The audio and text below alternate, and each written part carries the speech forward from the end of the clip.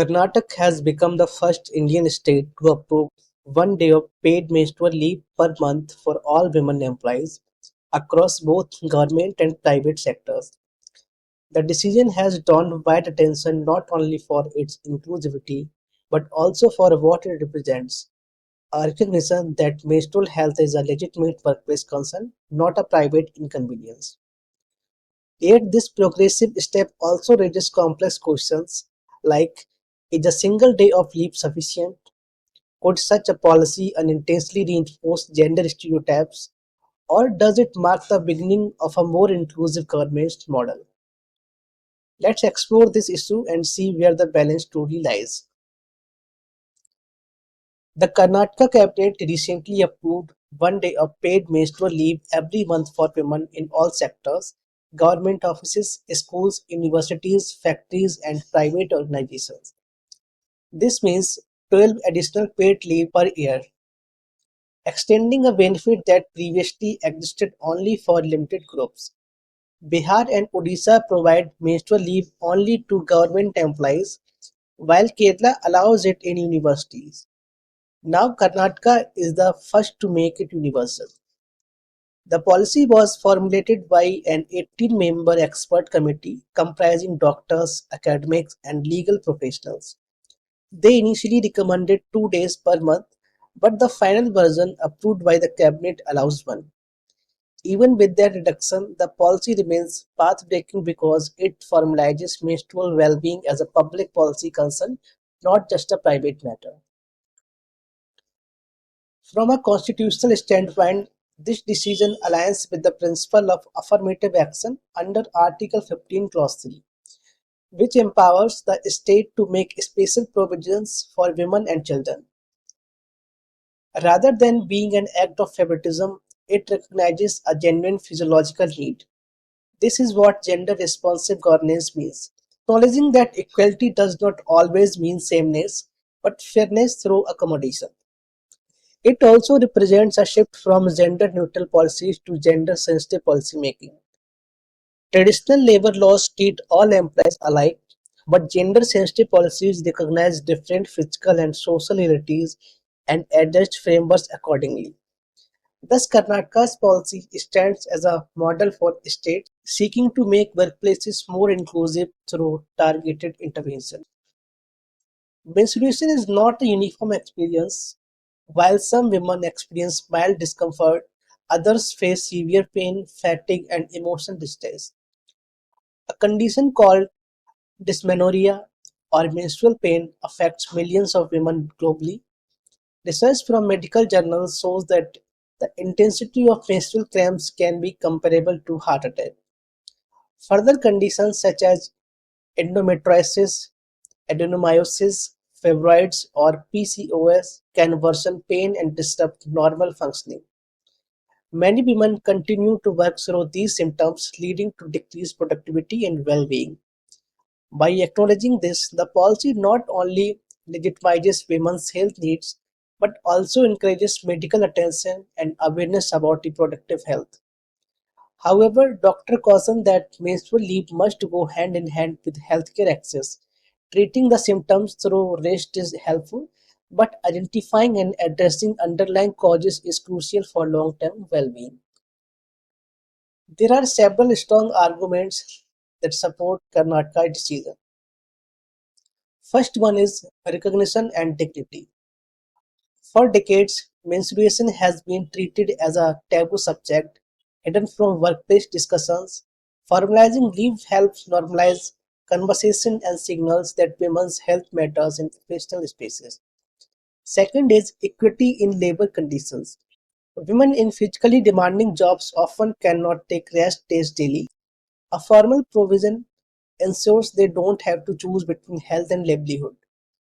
Third one is productivity and well-being.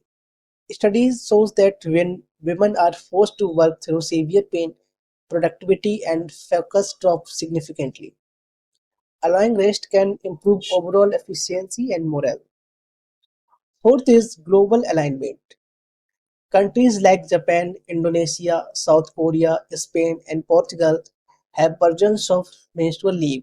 Karnataka's move brings India into this global conversation on inclusive labor rights. Fifth one is social awareness. By institutionalizing menstrual leave, the state reinforces menstrual hygiene education and encourages open discussion, vital for dismantling long-standing taboos. Yet not all reactions are positive. Critics raise several concerns worth serious consideration. First one is adequacy. Many experts argue that one day of leave is insufficient.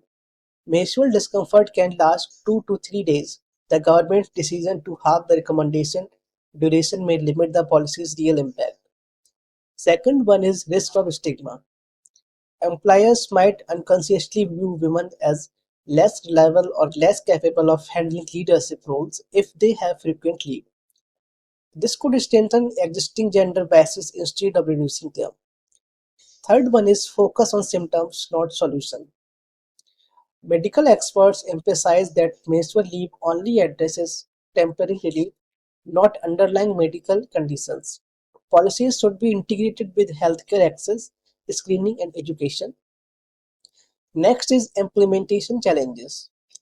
In workplaces where discussing menstruation is still uncomfortable, women may hesitate to use this leave.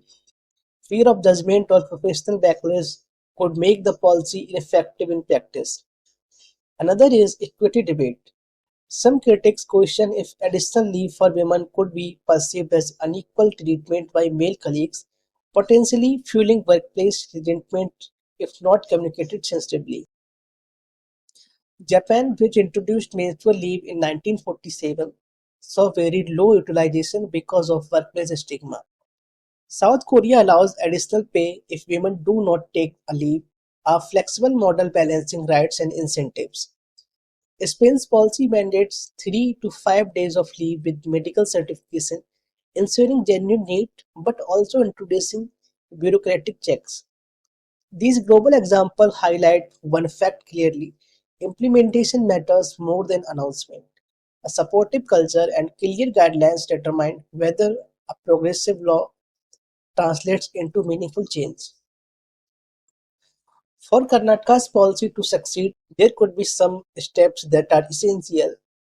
One is awareness and sensitization. Workplace must educate managers and employees to view menstrual leave as a legitimate health right, not a concession. Second is clear implementation guidelines.